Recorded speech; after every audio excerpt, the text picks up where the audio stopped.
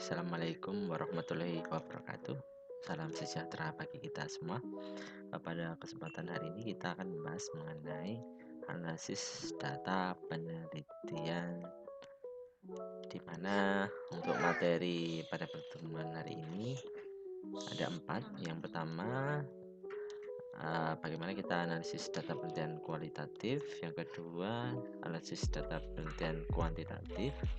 Yang ketiga adalah model penelitian tindakan kelas. Yang keempat, model penelitian pengembangan. Oke, yang pertama tentang bagaimana menganalisis data kualitatif.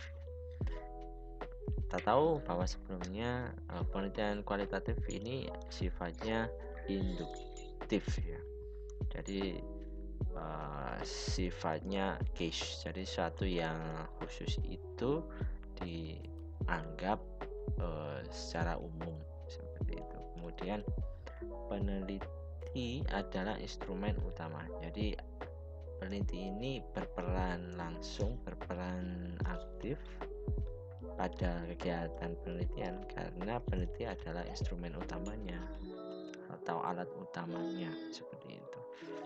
Nah, untuk macam teknik analisis datanya ini ada 2. Yang pertama ada model Marsh and Huberman, yang kedua ada model Spradley. Dua-duanya punya perbedaan ya. Yang pertama, untuk model Marsh and Huberman ini dilakukan secara interaktif dan berlangsung secara terus-menerus sampai tuntas sehingga datanya sudah jenuh. Artinya kalau Marsh and Huberman ini peneliti itu sendiri harus secara langsung ke lapangan, secara interaktif berkomunikasi dengan subjek atau objek penelitiannya. Nah, untuk model Marsh and Huberman ini untuk pengumpulan datanya itu dilakukan secara terus-menerus. Artinya ketika kita mengumpulkan data itu datanya kita peroleh dahulu. Sebelum kita menganalisis data itu datanya kita ambil dulu ya. Kita harus mengambil datanya dulu secara terus-menerus sampai tuntas ya sebelum analisis.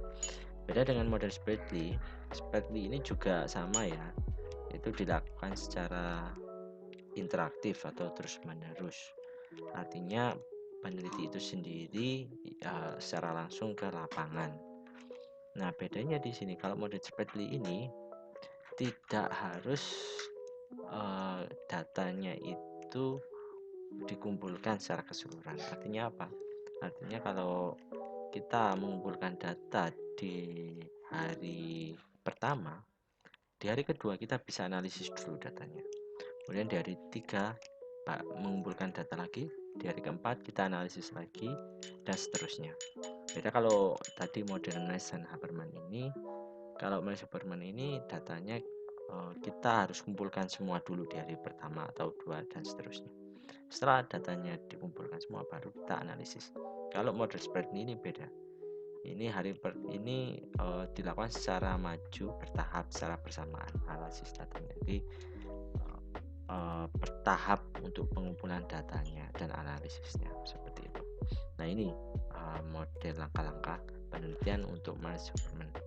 Jadi pengkoleksi data dulu secara terus-menerus ya, datanya dikumpulkan, semua data diperoleh peneliti ini, kemudian reduksi data, memilih dan merangkum data sesuai kebutuhan. Jadi setelah diperoleh datanya kita rangkum di sini, jadi reduksi. Kemudian yang langkah selanjutnya display data atau penyajian data di sini. Setelah kita pilih baru dinarasikan, disajikan, bisa berupa deskripsi ya, narasi atau grafik dan lain sebagainya. Kemudian baru kita langkah yang terakhir adalah verifikasi, yaitu pensimpulan awal dari jawaban masalah peneliti seperti ini. Ini model Marsh and Huberman. Kalau model Spradley ini tadi dilakukan secara bertahap ya. Jadi di sini ada analisis domain, yaitu analisis data dilakukan untuk memperoleh gambaran umum. Jadi kita ke lapangan itu ambil data yang umumnya saja dulu, dan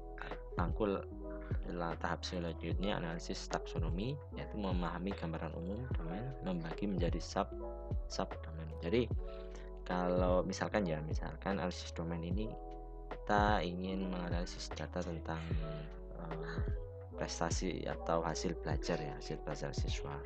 Analisis domain ini kita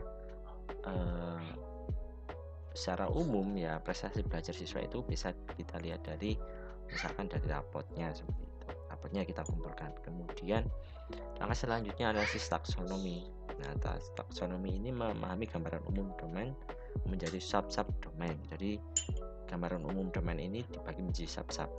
Misalkan tadi prestasi belajar siswa ya. Prestasi belajar siswa itu kan ada yang ranahnya afektif, ada yang kognitif, sama ada yang psikomotorik. Nah, pada analisis taksonomi ini kita pilah-pilah berdasarkan sub-subnya tadi.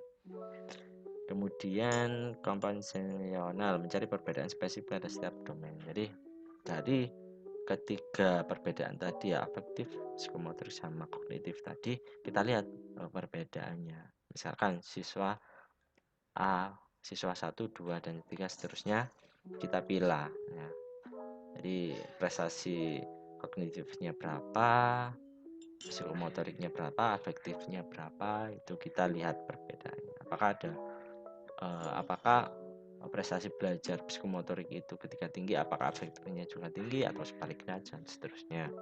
Kemudian yang terakhir tema budaya, yaitu mencari hubungan di antara domain dan bagaimana hubungannya dengan keseluruhan. Jadi kalau untuk setelah kita bedakan tadi, kemudian kita tarik hubungannya, kira-kira apa ya membuat mereka itu berbeda seperti itu. Nah, ini adalah analisis model spread-link, yaitu untuk analisis data kualitatif. Setelah kita menganalisis, baru kita harus tentu data yang kita peroleh itu kan harus kredibel ya, harus dapat dipercaya lah.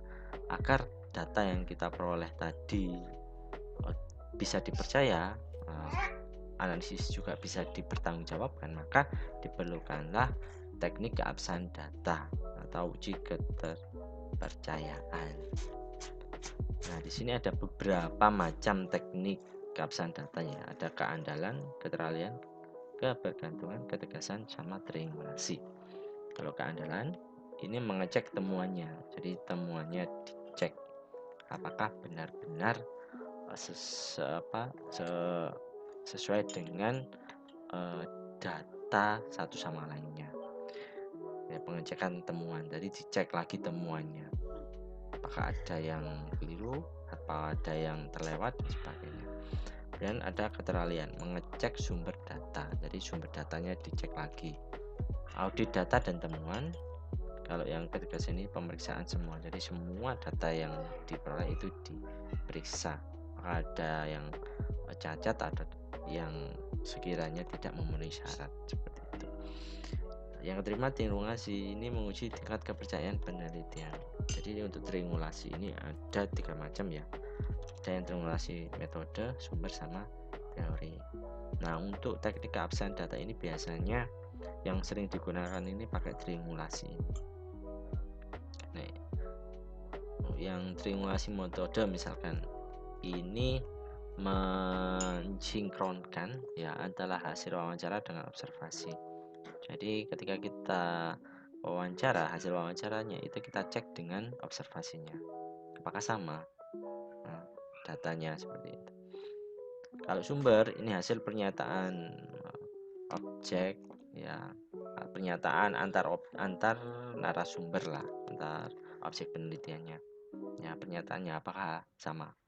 Misalkan hasil wawancara dibandingkan hasil wawancara apakah sama, seperti itu. Kalau triangulasi teori, ini teori harus sama dengan temuan penelitian. Jadi kalau teorinya misalkan model pembelajaran A, kalau diterapkan itu pasti meningkatkan prestasi belajar. Nah, ini dibandingkan dengan temuan penelitiannya apakah sama, seperti ini untuk teknik analisis data, keabsahan data. Kemudian kita lanjut ke analisis data kuantitatif.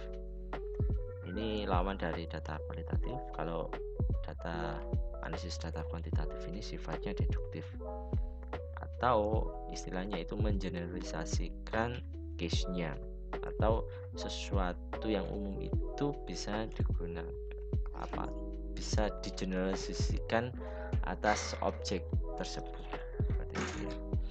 Nah, dalam teknik analisis ini menggunakan rumus statistik. Nah, yang pertama ada statistik deskripsi, korelasi, sama regresi. Statistik deskripsi kemarin sudah kita bahas ya. Nah, ini untuk mencari mean, median, modus, ya. Mean rata-rata, median titik tengah, sama modusnya itu yang paling sering keluar. Nah, untuk korelasi atau hubungan sama regresi atau pengaruh, ini ada rumusnya sendiri ya, yaitu menguji hipotesisnya kemarin. Nah, untuk rumusnya sama tekniknya ini kita akan bahas di mata kuliah statistik. Jadi di sini saya akan mengenalkan mengenalkan tekniknya saja. Nanti untuk urusan penghitungannya, bagaimana cara mencarinya, bagaimana cara menghitungnya, apa saja rumusnya, itu kita akan pelajari secara rinci di mata kuliah statistik. Jadi di sini saya memberikan gambaran saja.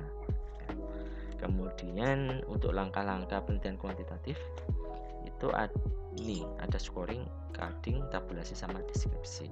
Scoring ini pemberian nilai pada jawaban. Jadi kalau kuantitatif ini kan kita pakai angket atau kuesioner ya. Jadi scoring ini pemberian nilai pada jawaban. Misalkan angket kita pakai skala Likert.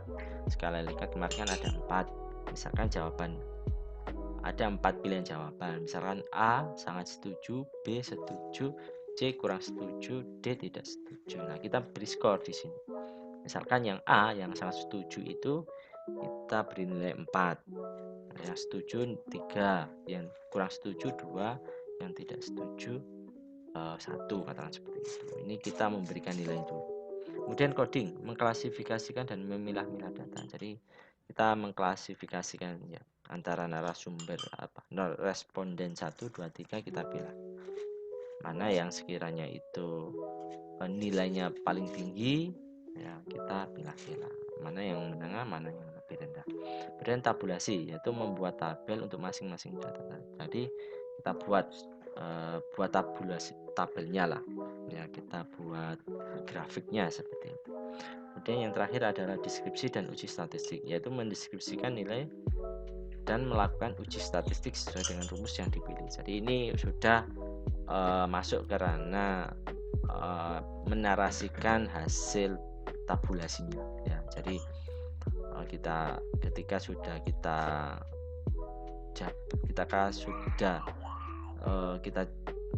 jabar, kita masukkan datanya ke rumus statistik. Setelah itu kita deskripsikan bagaimana hasilnya, apakah hipotesisnya diterima atau ditolak. Nah, untuk uji statistik ini kita akan sekali lagi ya, kita akan masuk atau kita pelajari di mata kuliah statistik.